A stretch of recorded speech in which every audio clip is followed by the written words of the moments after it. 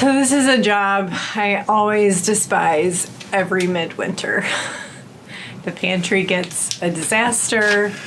Things start growing that shouldn't be growing.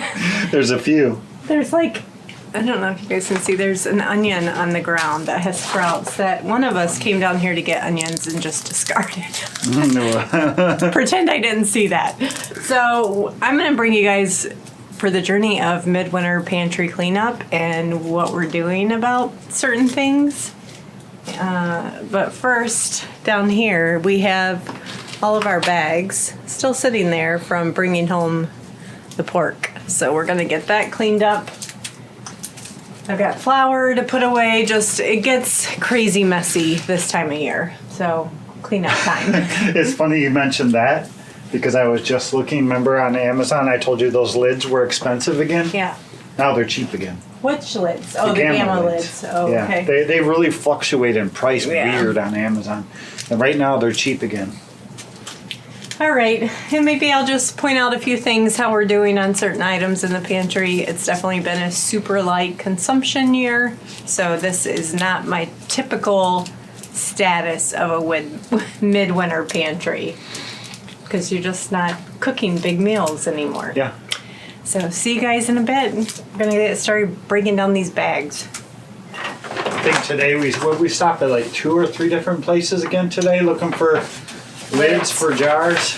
Still no luck. No lids. A lot of places have jars. We keep seeing jars come in like at Walmart and Kroger's. I think even Target had some, but they're just like, when you just want lids and you don't need jars. Yeah, I've easily got probably 5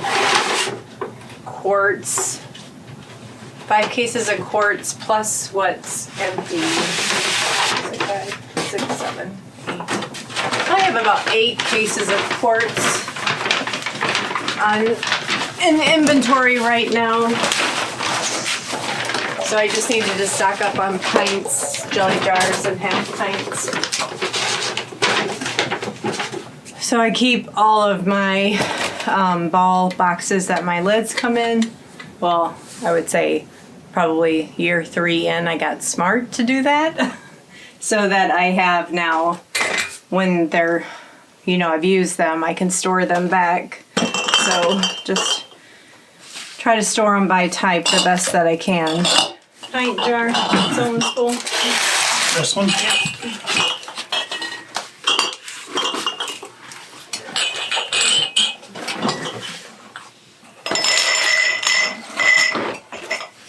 So under the stairs spot is such a weird, awkward place for storing stuff, so it works good for jars. Mm-hmm. But it's kind of a pain to get back there, so usually they accumulate down here in little piles, and then once we get a bunch, Rachel will move them all back in there at once. And then I can probably start taking the stock inventory boxes. The new ones? Yeah, the new ones. Well, do you have a preference of what you want first? Sir? Do you have a preference of what you want first? No, not really.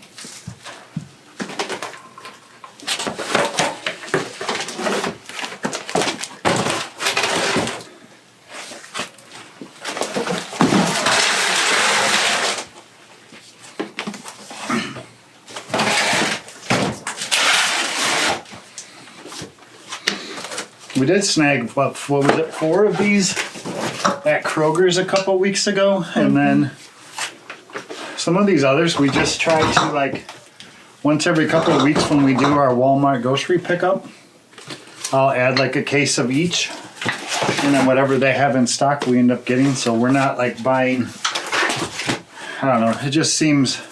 It's more cost affordable that way. It's the same price in the end, but when you space it out over time, over multiple weeks, it's a lot easier on the pocketbook that way. Yep.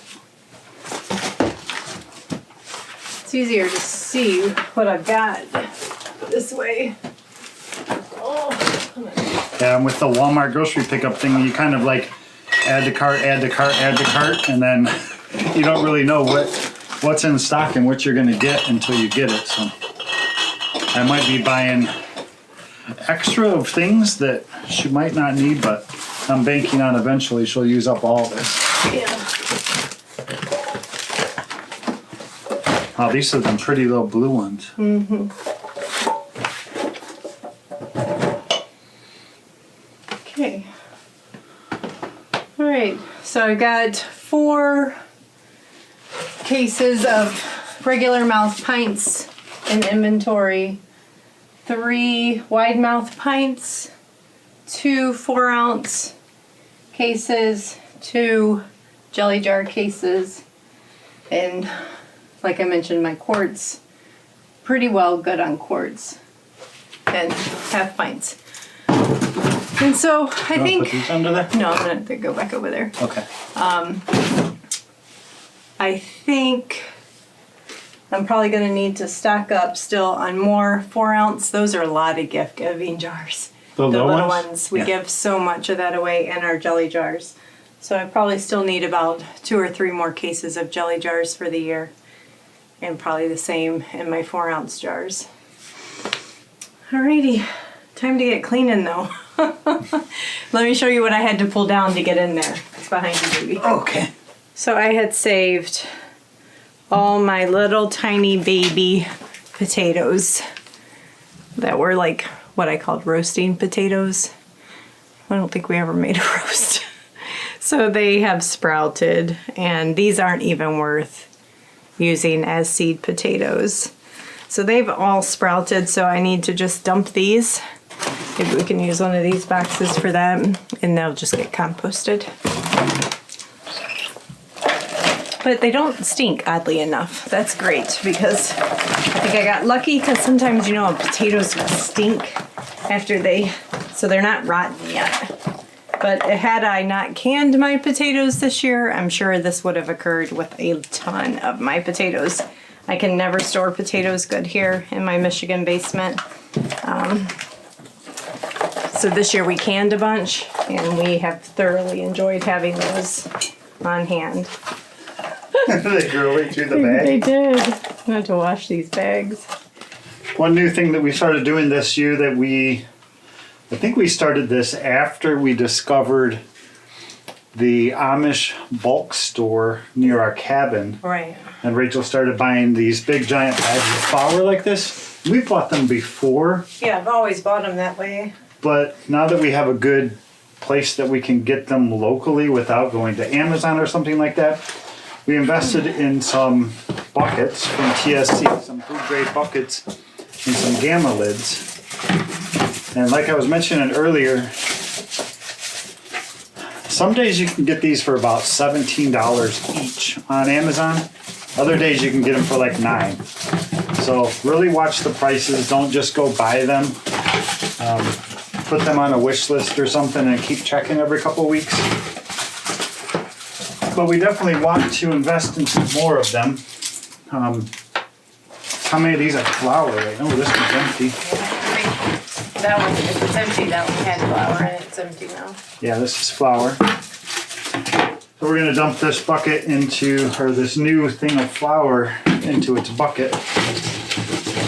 And just to let you guys know, when I got this, it got put in the freezer, and you'll want to do that if you want to store dry goods for a long-term solution, because it will just naturally come with eggs in it, you know. Those little tiny moth things, is that what it is? I think you could have weevils in it, you could have anything in it. And do you freeze our rice too when we bring it home? Uh-huh. You do? Okay.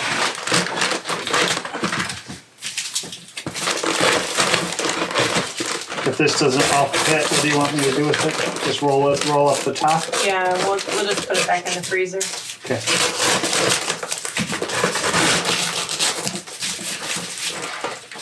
I'm just going through my onions now. I only found one red one that was soft, so that's good. I'll just bring over a couple and show you.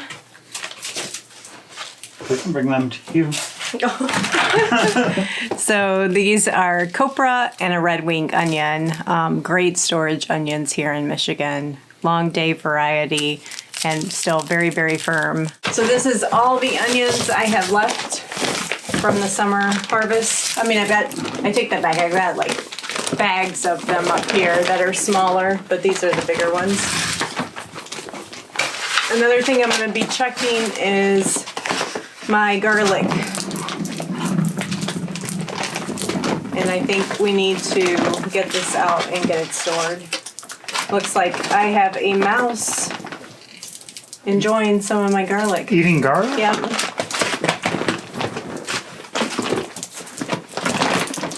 It's so hard, but I'm gonna not chance losing my garlic. That happened to me the first year I grew it, and I took it for granted that it was down here and it would last for forever. And while these are still firm, I'm actually going to just remove them from the head and stick them in the freezer. Peel them and everything so they're ready to go. Yeah.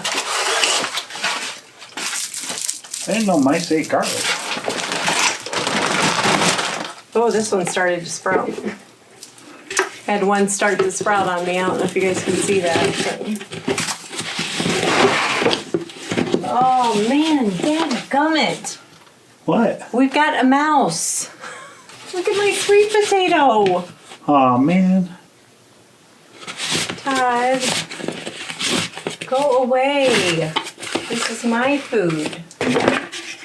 So we've always, our house is old, obviously, from the 1800s, and I think the first winter we moved in, we didn't think nothing of it. We're like, just going about our merry way, and we discovered, oh yeah, serious mouse problem. We had them like not just in our basement, we had them upstairs, all the way up on the second floor in the bathroom. They were everywhere, and so since then we started setting traps, putting out poison in safe places, and they're still apparently here. Yeah. I mean, look down there. Oh Like yeah. the mouse poop.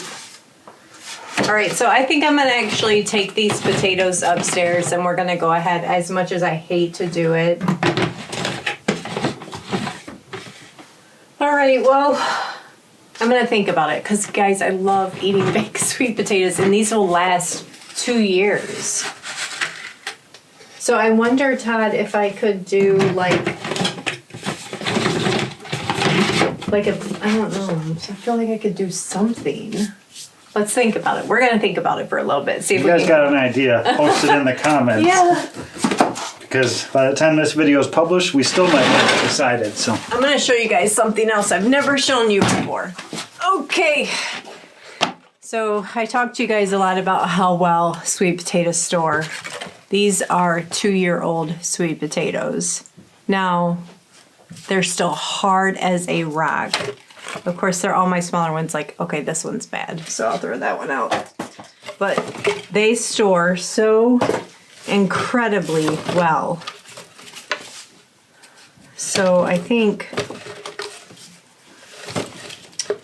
what I might do actually is use these as an experiment for you guys on starting sweet potato slips in soil, and see if you can not waste your first year crop to make your own sweet potato slips, and could you use your second year crop. So I think that's what I'm going to do. Ooh, there's still a big one in here. And you know what else we should do? We should do an experiment eating a 2-year-old sweet potato. Yep. That's what we're going to do. There's some soft ones. Bless me. Bless me. Okay, so I think that's what we're going to do. We're going to do an experiment with some of these, and then I need to just start eating these first. Oops. I actually thought when I came down here to get my onions that I was actually going to have to pull them and start canning them up. But honestly, I think I still have a good month, 2 months easy before I have to worry about processing them, either canning them or freezing them.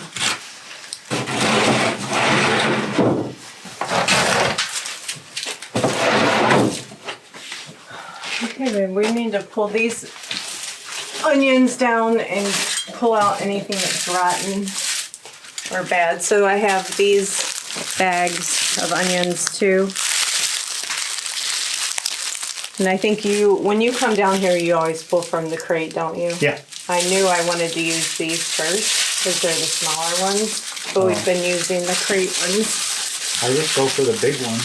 Yeah. These are all good. Good. Let's just go ahead and dump them in the crate, I guess. Yeah, this is still very good onion.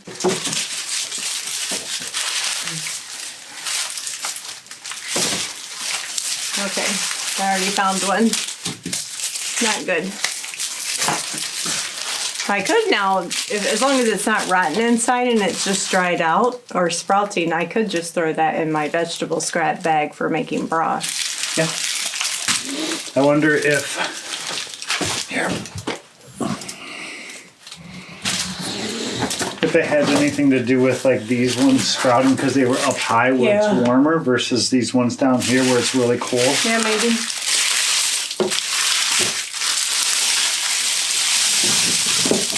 Yeah, this one's bad. idea of what you want to, how you want to can the onions do differently this year? No,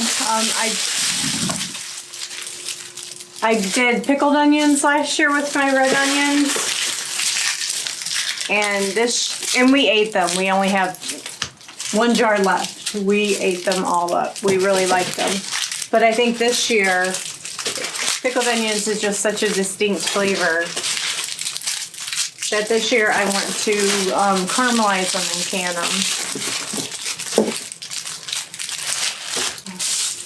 Yeah, but some of them just store like so absolutely beautifully well.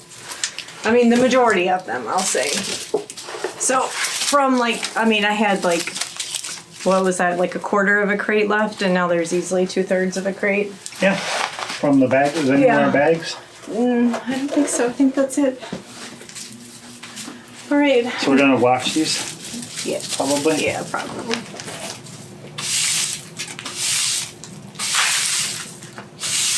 Alrighty. Well, we're looking pretty good. We have definitely tell you some things we've eaten through like you wouldn't believe. We've eaten through cabbage coleslaw like you wouldn't believe. Sweet onion jam. My husband's new favorite. I do. I love that. How much do we got left? I think that's Just these? Yeah, just those. Not good. Salsa is going down. I'm doing my darndest to eat all them pickles, guys. I've eaten through a whole row and a little bit. I had 4 rows of my greens. I've eaten through a whole row of that. We are super shy on ground beef. Still plenty of chicken, plenty of beans. Definitely need to do jams and jellies this year. Didn't do, I don't think, really much of that last year because I gave it all away for Claire's bridal shower. Right. So, oddly, I'm surprised at this. Are you, Todd, how much spaghetti sauce we still have? Yeah, but I was just thinking like this week I'm gonna pull out some ground pork and make some. Okay, because this is very unusual for us. We used to anyway, a ton of pastas, red-based spaghetti sauce dishes, and we've hardly touched our spaghetti sauce. Restocked soups, green beans are really dwindling down. Carrots, I used to have 2 more whole rows of carrots. They're really going down.